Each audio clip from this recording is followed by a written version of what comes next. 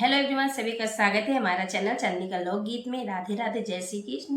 गोचु के गोड़ लगतनी। तो गाइस, आज मैं शिव विवाह का गीत सुनाने जा रही हूँ। बहुत ही प्यारा और पारंपरिक गीत है। तो आप लोग सुनिए और कैसा लगा आप लोग वीडियो पे कमेंट जरूर कीजिएगा और वीडियो को लाइक कमेंट शेयर भी कीजिएगा और चैनल को सब्सक्राइब करना ना भूलिएगा। कामना नगरिया से अहिले महादेव, कामना नगरिया कैले जासोए देव। के करा चोपरिया चढ़ी बैठेले महादेव, जाटा देले ओरा माइए देव।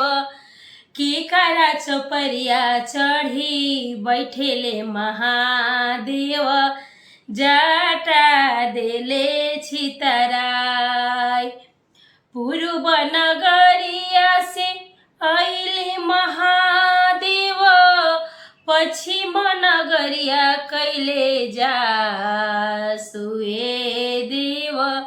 रिखे के चोपरिया चढ़ी बैठेले महादेव, जाटा देले ओरा माइए देव। रिखे के चौपरिया चढ़ी बैठेले महादेव, जाटा देले ओरा माई। परिछे बहर भैले सासु मंदाकिनी, सर्प छोड़ेला फुफुकार देव। गौराई सन ज्ञानी सदा शिव, से कर बर बौरा देव। गौराई सन ज्ञानी सदा शिव, से कर बर बौरा। गौराले मंदाकिन मंदिर में पैसेले, ठोकिली बजर गिवाड़े देव। थारे पटकली सासु लोढ़ा पटकिली, अछत देली छितराइए देव। ऐसन बौरा बरसे गौरा न बियाह भी, भले गौरा रही है कुंवार देव। ऐसन बौरा बरसे गौरा न बियाह भी, भले गौरा रही है कुंवार। कलसा के ओते ओते गौरा राजा करे, सुनी शिव बचन हमारा शिव। तनिए स्वरूप बदली महादेव, नैहर लोग पतिया सुए शिव। तनिए स्वरूप बदली महादेव, नैहर लोग पतियासु।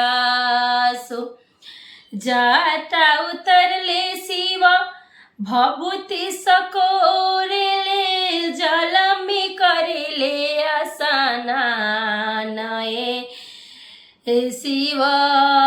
आठही अंगे शिव चंदन चढ़ावेले, माह मड़ुआ धैले खाड़े शिव।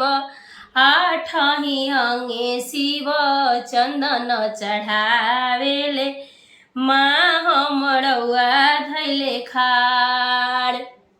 केने गैली सासु के नेर गैली सरहज, अब रूप देख सुहमार शिव। अब रूप देख सुहमार शिव। गौराई सन ज्ञानी सदा शिव, शेखर नैखे बर बौरा शिव। गौराय ईसन ज्ञानी सदा शिव शेखर नैखे बर बौरा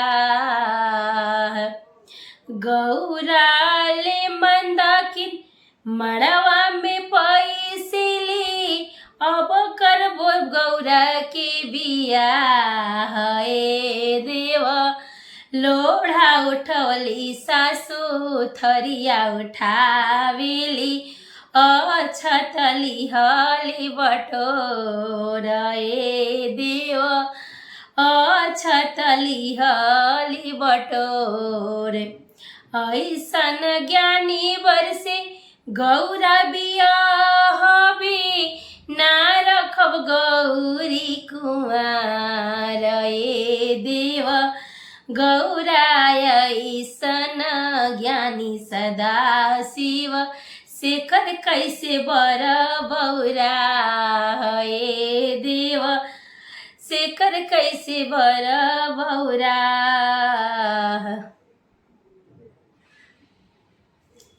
थैंक यू गाइस।